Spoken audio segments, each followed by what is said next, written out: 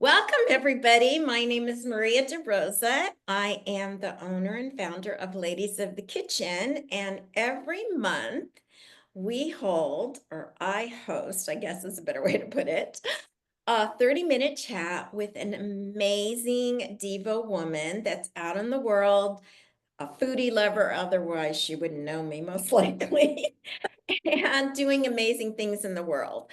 So I'm going to give you a brief introduction of today's wonderful guest, Michelle Giacopuzzi. Did I say that right?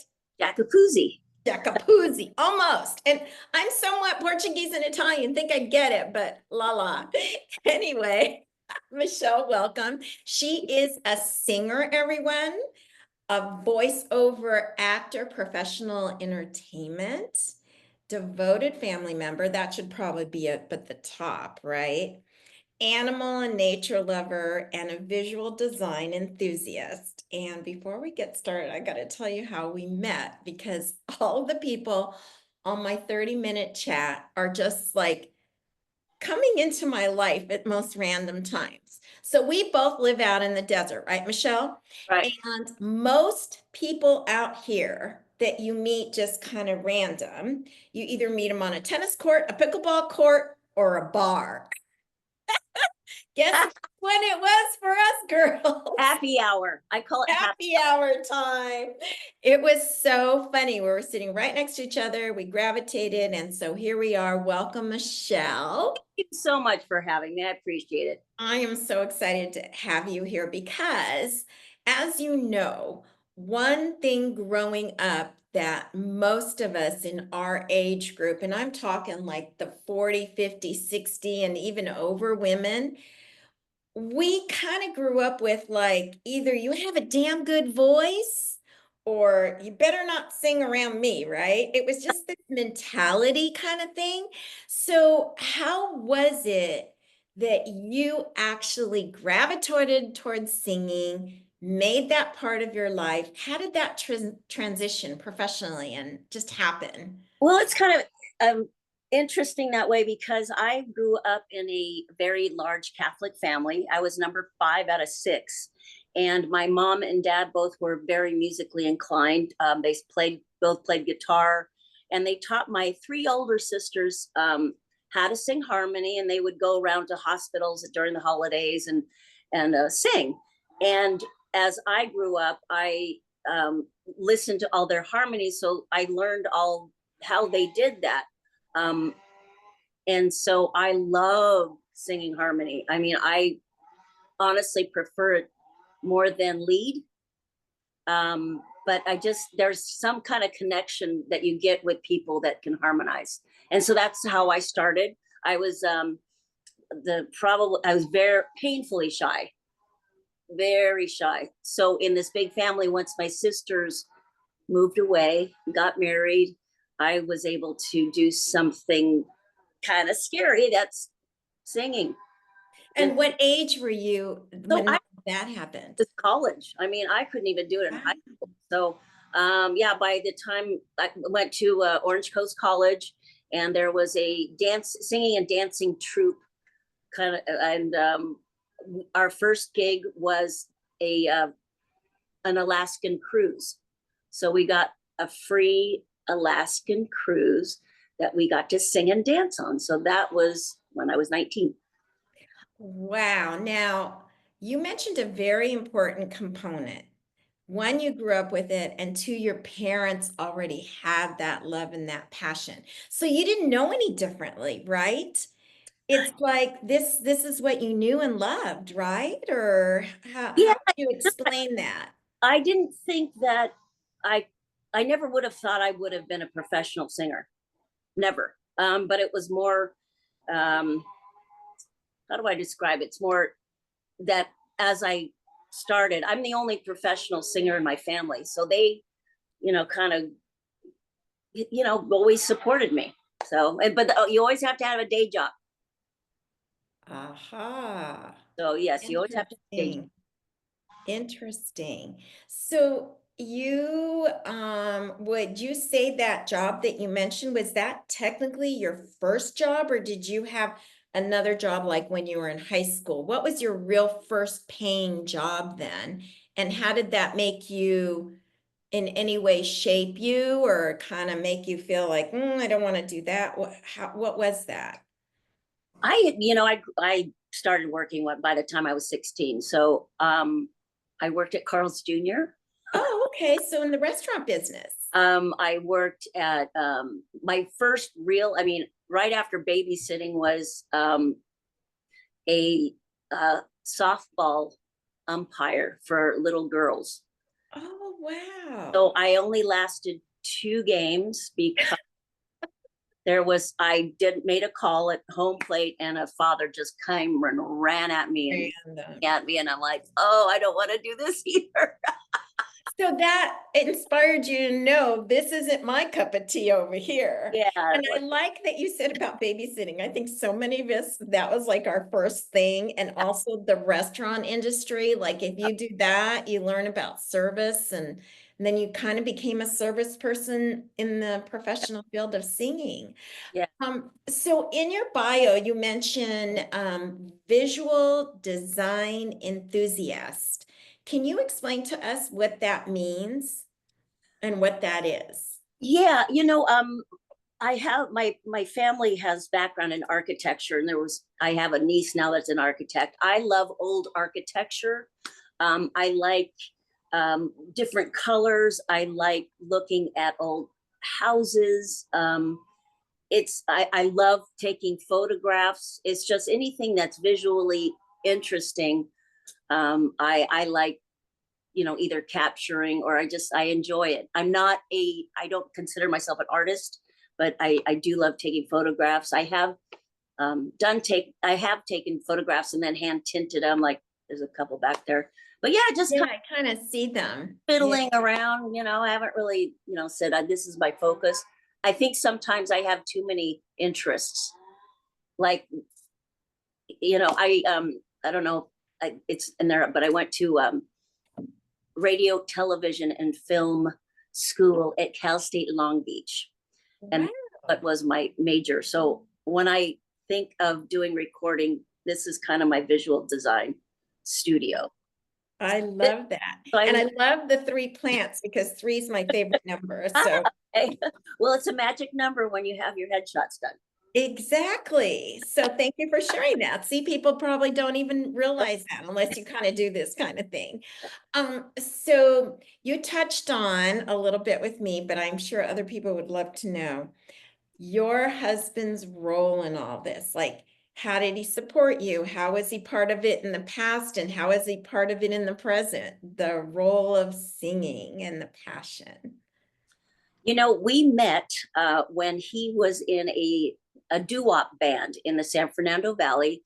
They were together for about 30 years. And one gig, they needed 3 girl singers. And I was in a band, which I still perform with, called the LA Party Dolls. And they just needed 3 girls. So we did this very nice, I think it was a fundraiser for a councilman or something in Bel Air. Okay. That was the first gig we had, and we rehearsed. I met him in his dad's house at rehearsal. I didn't really talk to him until later. It was just like he's one of the 5 guys that I'm just doing gigs. I wasn't looking for a boyfriend. I was kind of done looking. But a year later, found out he was divorced, and I started talking to him, and he and I worked together for 15 years with that band, as well as doing a duo here in the desert for about 15 years. And you guys feel that you ever clashed or you just hit it off musically and as far as a relationship as well? it's interesting because we had never done like a duo together. So it wasn't like, oh my God. But we enjoyed it. I think he was a little stressed about the technical part, because it's very stressful to have if something happens, we have the equipment and you're on The mics or yeah. Yeah. So that was stressful. And once his voice He's having some throat trouble, and he was okay to retire. So once in a while now, he comes and sits in, but he doesn't miss that. He does. I believe he misses singing with me. You Uh, might not admit it, I'm sure he must. but we've had some great times and reflect on our history with the bands, and yeah. Yeah, and I'm sure just knowing that you've got that support, because a lot of women, whatever they're choosing to do, their man thinks, "Why are you doing that?" And "Are you doing that again?" And you want the support of someone that's by You your side. absolutely, there is not, like, I can do whatever I want, and Yeah, and I always say, if I'm not having fun, I'm gonna stop. And exactly. again, having his support, there's no, Jesus, do whatever makes you happy. So I do have that support. So, as far as training, do you have to have a certain regimen that you do to keep your voice where you want it to be? Do you have a certain morning routine, food routine, anything you avoid eating? I'm just curious. I don't have anything. Oh, Very, interesting. I guess I'm very fortunate that it's everything's good. I rarely have vocal issues, and so I knock on wood and thank God. So far, so good at this age. But yeah, I've been very lucky. So no, Wow. What about hydration's good. okay, yeah, and especially out in the desert, right? I'm Yes. drinking something similar to you, but hot. It's a hot green tea. Ah, So yeah, and that's funny. lime and cucumber water. Oh, that's so good. Yeah. Nice hydrate. So do you sing around the house, in the kitchen, to each other at night? I sing, actually, I kind of sort of whistle, it's what my dad used to do. It's just like an unconscious thing. And because we have cats, I do sing to them a lot. So That is so I great. morning, sing a morning song. And And what about I've heard that some musicians, have like and people like baseball players and football players, people that have like a regular show up with my passion kind of life, that they have like little superstitions. Like, do you have a particular piece of jewelry that you always wear? Or do you have a song that you always want to sing? I I don't really have a superstition, but I know that I like to start with songs I'm very familiar with, because after decades of singing, I still get nervous. There's always a little something in my stomach that it's like, oh, so I just make it, uh, I take my time to get ready. Uh, Okay. and it's not that I have to sing this first song every time. Um, but yeah, I just kind of make sure I have enough time and I'm not rushed and freaking out. So it's more like just slow down, get prepared. And sometimes with being a band leader, that kind of got interrupted because a lot of people, if I have a band job, they might be calling, an hour before, and I'm like, you're in Oh, my stuff, or yeah.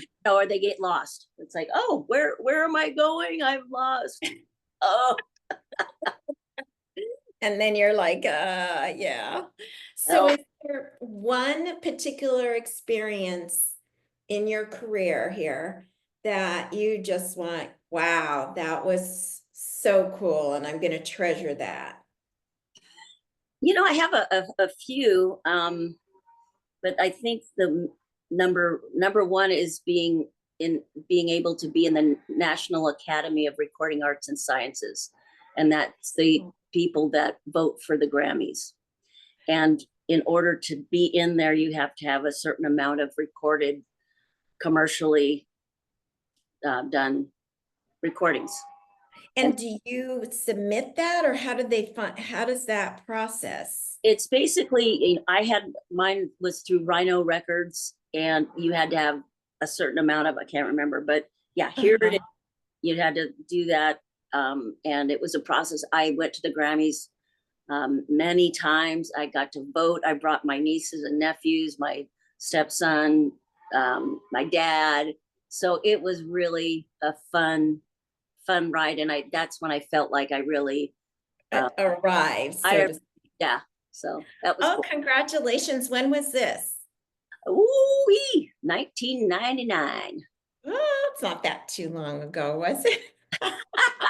We And gotta tell ourselves that. I think it was Ricky Martin, Live in La Vida Loca. That was the number one. I remember that. Wow, I remember, oh God, that's so cool. I'm I know. gonna mark that in my notes. So who do you look up to and why? In terms of music, or Both as professionally and just in your life in general. God, that's a hard question because there's so many people I do look up to. Um, I think, like, in terms of music, I look up to Stevie Wonder. Mm. Love soulful artists that's kind of my thing, R&B, and he's wonderful. Um, Aretha Franklin, Bonnie Raitt. I just, Oh yeah, Aretha Franklin. Ugh. yeah, I can't. And she went through so much. Oh my God. Oh yeah. So yeah, there's certain artists Dolly Parton. I can go on and on. So I don't know if you, And but they are trimming trees out there. So oh yeah, we're doing good so far. I don't really hear it too much, so I think we'll be okay. We're almost wrapping it up here. great. So, you mentioned that you don't really have to do any particular training, but I do know that in a lot of professions, before people go on stage, whether they're a motivational speaker, or whether they're doing a cooking class like a chef show, or yourself, now you're going on stage and singing, a lot of these people say, I always make sure I drink a glass of water, or I have a piece of chocolate, or, whatever it is. Do you have anything like that that you just go, okay, I need to drink my water or You sit know, down this or it's more that I like to be really organized. So I usually have a set list that I like to put down. I know what songs I'm going to sing. okay, Again, being organized and being set up at a certain time, that helps me stay calm. yeah, yeah. I remember when we went to the one in the Palm Springs Cultural Center at the lounge, everything was beautifully arranged. I could see you were in the corner, relaxed, talking to people. And not only does that emulate like people's love for you because they go, wow, look at her. She's just kind of floating in the room and she's gonna be singing, it just kind of gets everybody going already. So I appreciate that from our end. Oh, I thank you. I was nervous for sure. Thank you. So if somebody you knew was starting off their life in this arena of music, singing, maybe, singing with a group or not, what one piece of advice now that you've been through this route would you say to them if they were asking you, oh, what can you tell me?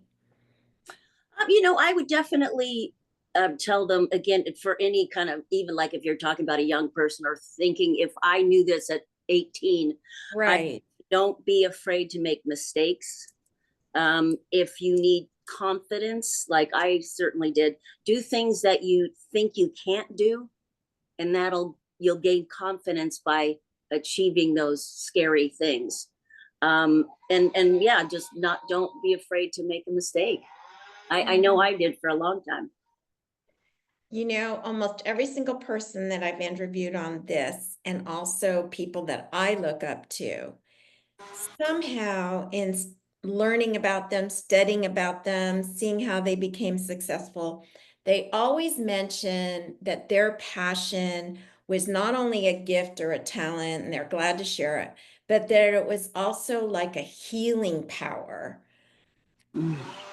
Do you feel yours is some sort of a healing power? And do you want Well, to explain? yeah, I've always thought that music is good for the soul. And many times if I'm singing or whatever, someone would come up to me and say, "Oh, I can't sing," and or I sing in the shower, and I said, no matter what, it's good for your soul to use your voice, whether it's good or not, it doesn't matter. It is really great for your soul if you're singing in the shower or the car, whatever. There's something about music that I think gets people together, and yeah, Community, a ritual, yeah, a union, I mean, that's why yeah, people gravitate towards concerts because they're all clapping or singing along or whatever, right? the collective energy. And Yeah. sometimes just like just I get chills when I see that, and I'm like, there's something happening. Even if I'm in a concert and I'm not performing, it's just like, oh my God, I can feel it. I can feel the energy and the joy. Yeah, it's Yeah. just, oh. Now, how do you want to be remembered? I would like to be remembered as a very kind, compassionate person that has a really good sense of humor. I love that. Humor is something a lot of us have lost with so many changes in the world today, right? Between COVID and governments and wars and politics, we sometimes just either get so pessimistic or we forget to laugh, You right? gotta laugh. Yes, Oh, it's that's so powerful. I love that. So, before we ask everyone where we can, I want you to close out by sharing with us, are you reading anything that's entertaining or educational that you'd like to share with everyone? Is there a book or a piece of music that you're learning? Just something kind of tidbit of your life? Because we're always learning, right? I jump around a lot. I did just read your book, which I would Oh, highly recommend. So that's just thank the last you. book I read. Um, I tend to kind of delve into the internet, or I look things up a lot. So Oh, it's like, oh, that person, I've never heard of it. Who is this person? Or I don't understand this medical procedure. What is that? Or it's just that's so good. So you're curious. I have a natural curiosity, And definitely. a lot of the younger generation, I feel, has lost that ability because it's just there. Oh, yeah. You know, I mean, I it's remember just there. Like, kids. we would go to a book or we Yeah, would go to mom and dad and they would tell us to go ask the teacher or go ask the coach, yeah, ask was our go-to. And a lot of that isn't, I don't see it as visible. So I love that yeah. curiosity. Well, thanks for being here. So where can You. people find you if they want to know more or attend a singing event of yours? Let us know now. Okay, you can actually check my website at Okay. michellegiacopuzzi.com. You might Okay. spell that out. Okay. And I'll put that in the notes for everyone. Okay. And where And, else? and you can reach out there. And that's pretty much I perform in various places in the valley. So it's just hit and miss.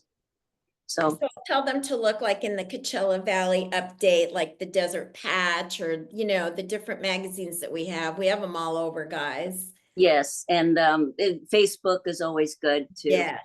I always Yeah. on there. So with my name. Yeah. Wonderful. Well, thank you for being on, everyone. Michelle, would you like to sing a little something to end us out? Just maybe a Uh, liner or two-liner? Gonna take a sentimental journey.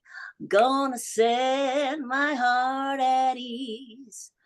Gonna take a sentimental journey to renew old memories. That's Woo! a family song. Every time I hear it, I know my parents are around. So there's that.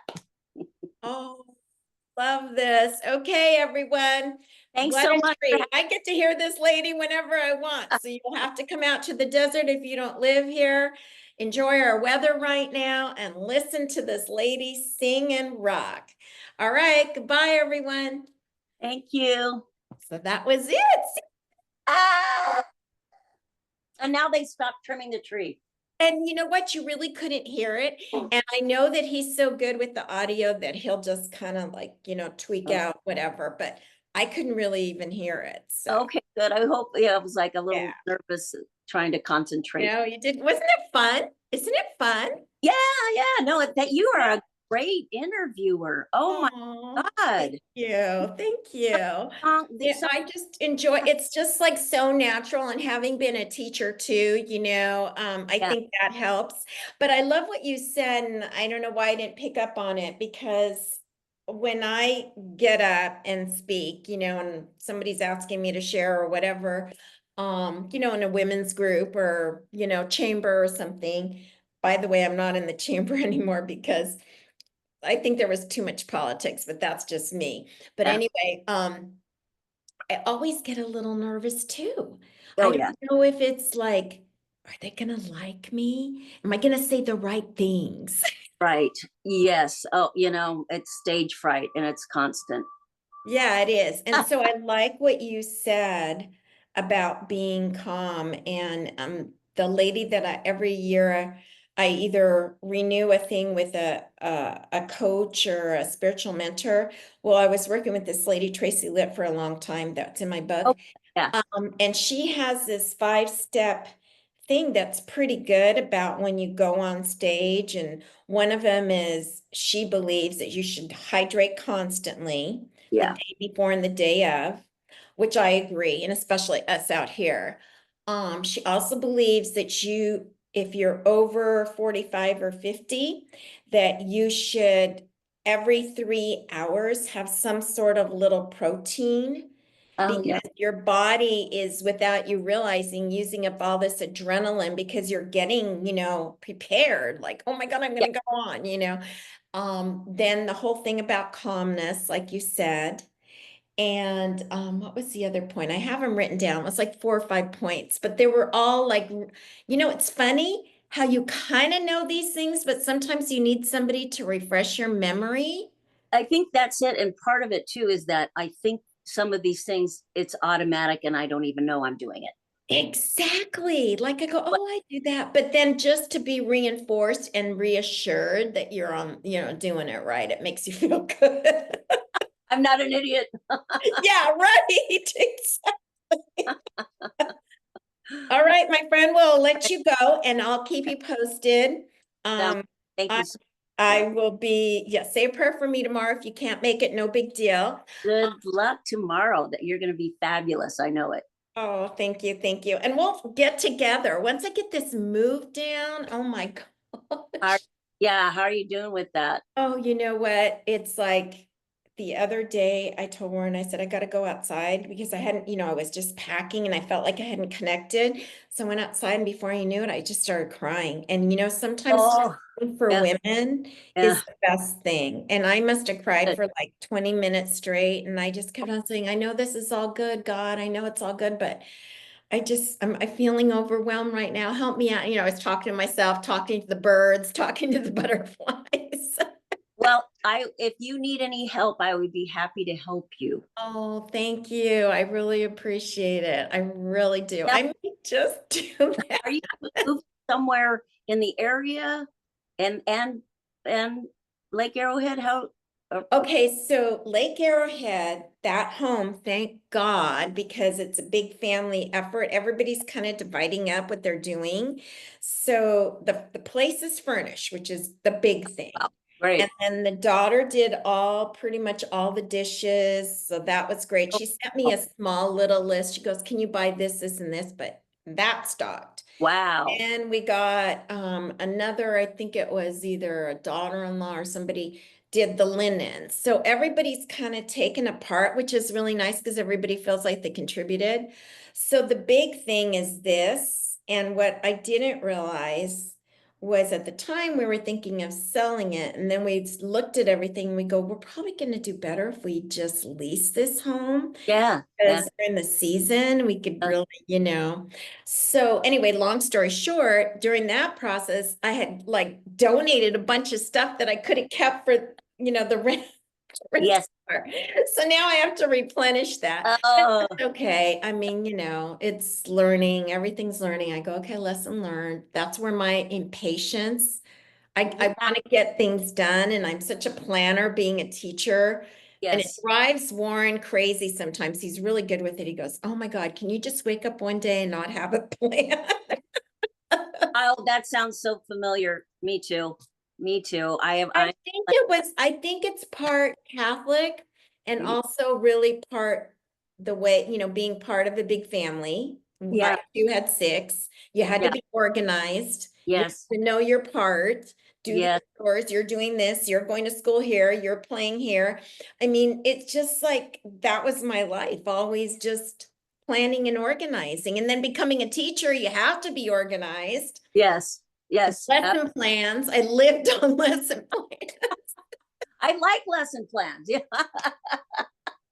So it's just so funny, Oh and my he's God. just like, easy peasy, roll with the Come punches. on. Life is great. Yeah. Don't worry about it. And you're like, oh, yes. Did you Similar. make that payment? We now have 2 homes, 3 homes. Oh my God.